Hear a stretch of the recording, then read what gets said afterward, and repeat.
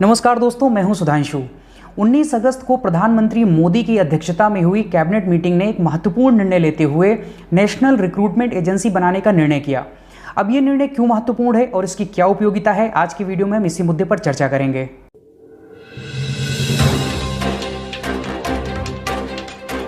एक अनुमान के मुताबिक सेंट्रल गवर्नमेंट की ग्रुप बी और ग्रुप सी की पोस्ट के लिए हर साल लगभग 3 करोड़ लोग अप्लाई करते हैं।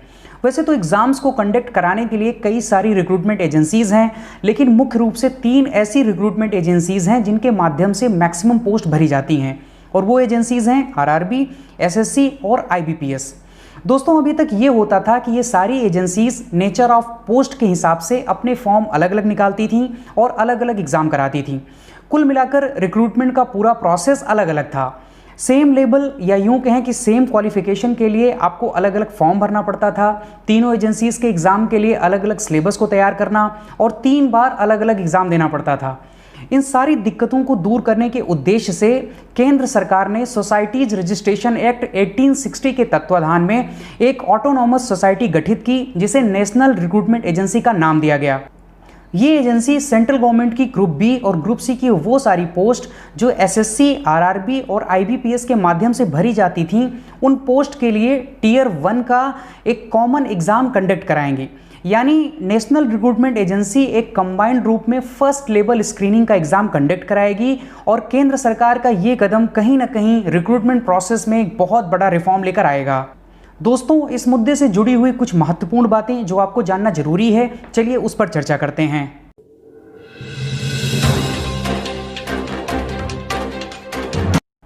पहली बात कि आरआरबी, एसएससी और आईबीपीएस को स्क्रैप नहीं किया गया, यानी इनको खत्म नहीं किया गया है। ये एजेंसीज पहले की तरह अपना काम करती रहेंगी। नेशनल रिक्रूटमेंट एजेंसी केवल फर्स्ट लेवल का एग्जाम कंडक्ट कराएगी, जिसे कॉमन एलिजिबिलिटी टेस्ट कहा जाएगा, जो कि एक ऑनलाइन एग्जाम होगा। अब फर्स्ट लेवल स्क्रीनिंग यानी सीईटी के आधार पर आपको एक स्कोर दिया जाएगा, और उसके बाद ये रिक्रूटमेंट एजेंसीज यानी आरआरबी, एसएससी और आईबीपीएस फाइनल सिलेक्शन के लिए, यानी कि आगे के प्रोसेस के लिए टियर 2 या टियर 3 का एग्जाम जो है, अगर उनको कंडक्ट कराना होगा तो वो अपने हिसाब से ये एग्जाम कंडक्ट कराएंगे। दूसरी बात, 10th, 12th और ग्रेजुएशन लेवल के लिए एग्जाम अलग अलग होंगे, और साल भर में ये परीक्षा 2 बार आयोजित की जाएगी। एग्जाम के तुरंत बाद आपको स्कोर का पता चल जाएगा, और आपका जो स्कोर होगा, यानी इस सीईटी में जो आपको स्कोर मिलेगा, वो 3 सालों के लिए वैलिड रहेगा। तीसरी बात, केंद्र सरकार ने यह स्पष्ट किया है कि अगर राज्य सरकारें, पब्लिक सेक्टर अंडरटेकिंग यानी पीएसयूज और प्राइवेट सेक्टर भी चाहें तो इस सीईटी के स्कोर को अपने रिक्रूटमेंट प्रोसेस में यूज कर सकते हैं, लेकिन इसके लिए केंद्र सरकार ने उनके ऊपर कोई बाध्यता नहीं की है। दोस्तों, आइए जानते हैं कि इससे कैंडिडेट्स को क्या फायदा होगा।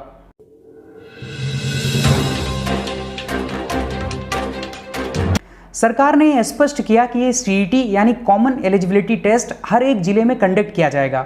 इससे सबसे ज़्यादा फायदा ग्रामीण इलाकों में रहने वाले युवाओं को होगा, और उसमें भी खासकर दिव्यांगों और महिला प्रतिभागियों को, जिन्हें एग्जाम देने के लिए आसपास के शहरों में जाना पड़ता था।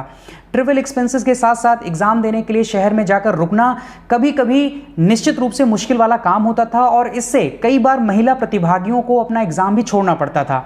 उन्हीं के जिले में एग्जाम होने से उनको काफ़ी राहत मिलेगी। उम्मीदवारों को अलग अलग रिक्रूटमेंट एजेंसीज का फॉर्म भरना पड़ता था, और इस सब के लिए उनको अलग अलग एग्जामिनेशन फ़ी भी देनी पड़ती थी, जिससे अब उम्मीदवारों को निजात मिलेगी।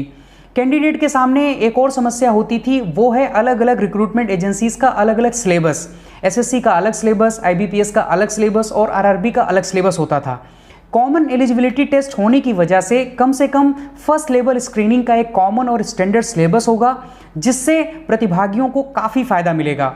एक और फायदा कैंडिडेट्स को होगा, वो है रीजनल लैंग्वेज में एग्जाम का कंडक्ट होना। अभी के लिए केंद्र सरकार ने ये डिसाइड किया है कि ये जो सीईटी का एग्जाम होगा, वो लगभग 12 लैंग्वेजेस में कंडक्ट किया जाएगा।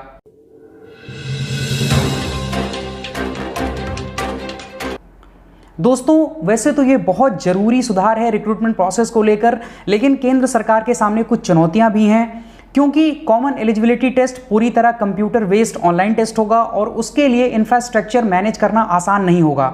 बहुत सारे ऐसे जिले हैं जहां संसाधनों की बहुत कमी है, और इसके सुधार के लिए सरकार को व्यापक प्रबंध करना होगा। दूसरी समस्या होगी ग्रामीण परिवेश के छात्रों को ऑनलाइन एग्जाम के लिए तैयार करना। यह भी अपने आप में एक जटिल प्रक्रिया है। बाकी अभी भी लगभग 17 ऐसी रिक्रूटमेंट एजेंसीज हैं जो नेशनल रिक्रूटमेंट एजेंसी द्वारा कंडक्ट किए जाने वाले कॉमन एलिजिबिलिटी टेस्ट को कंसीडर नहीं करेंगी। उस दिशा में भी सरकार को प्रयास करना होगा। कुल मिलाकर ये बहुत बड़ा रिफॉर्म है। अगर हम सरकार के एंगल से देखें, अगर छात्रों के एंगल से देखें तो सिंगल फी का स्ट्रक्चर मान लें या फिर इमीडिएट स्कोर की बात हो, महिला प्रतिभागियों के लिए जो और दिव्यांगों के लिए जो सुगमता है उसकी बात कर लें, ग्रामीण परिवेश के छात्रों को अब ज़्यादा से ज़्यादा प्रतिभाग करने की अगर हम बात कर लें तो सिलेक्शन प्रोसेस के लिए जो एक टाइम साइकिल है उसमें कमी की बात कर लें, उस सब के हिसाब से देखें तो सरकार का ये कदम बहुत ही ऐतिहासिक है जिससे करोड़ों युवाओं को फ़ायदा मिलेगा। आज की वीडियो में बस इतना ही। आशा करता हूँ ये वीडियो आपको पसंद आया होगा। अगर इस मुद्दे से जुड़ा हुआ आपका कोई सुझाव है या अगर आप कुछ और जानना चाहते हैं, आपके कुछ और विचार हैं तो हमें कमेंट बॉक्स में लिख के जरूर बताइए। Thank you so much. जय हिंद।